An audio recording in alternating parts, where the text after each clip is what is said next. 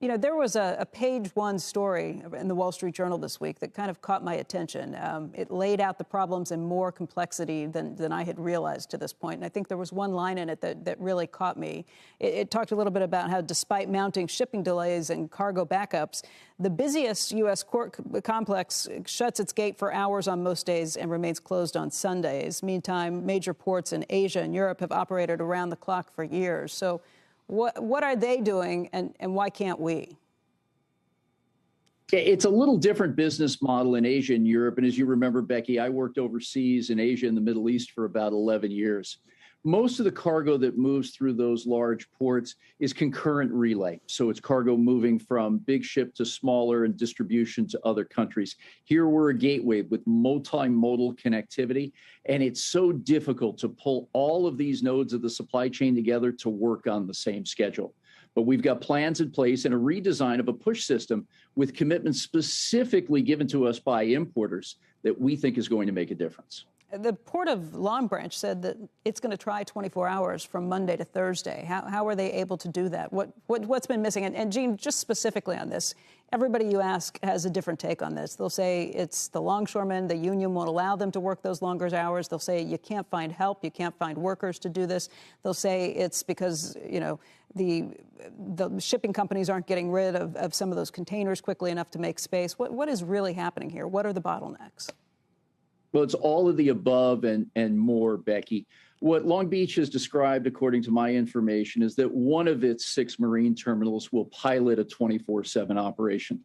Early take and planning hasn't yielded the momentum that they had thought, but more time will tell exactly what that will be. For our side, we've diagnosed that 30% of truck appointments go unused every day for a multitude of reasons. So we have latent capacity available to us with longshore on deck, marine terminals open, truckers and rail operations happening right in front of us.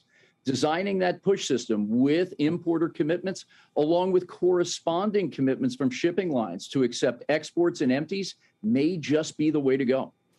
Which means what? So even if you were to stay open, even if you could get the union to work on a Sunday, there'd be no one on the other side to pick it up with the railroads, with the trucks, and now you think you can get commitments to do that? Yeah, and that's been the key so far. We've used a pull system with our private sector terminal operators, of which we are the landlord here in Los Angeles, opening the gates and setting up an appointment system for each shift each day, waiting for folks to make those appointments and come in.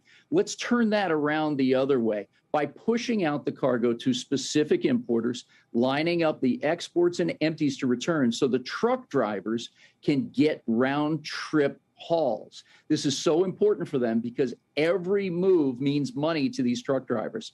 And while only half of those who are registered are calling the port weekly, we need more to come in. We've also used extended hours as recommended by Newport envoy John Picari, assigned by the White House. I was down here Saturday night and saw 6 of our 7 terminals working at times when they normally don't. Longshore workers have been on the job 6 days a week since the pandemic began, but it's the segments of truck drivers and warehouse workers that we have to bolster. Shepard Smith here. Thanks for watching CNBC on YouTube.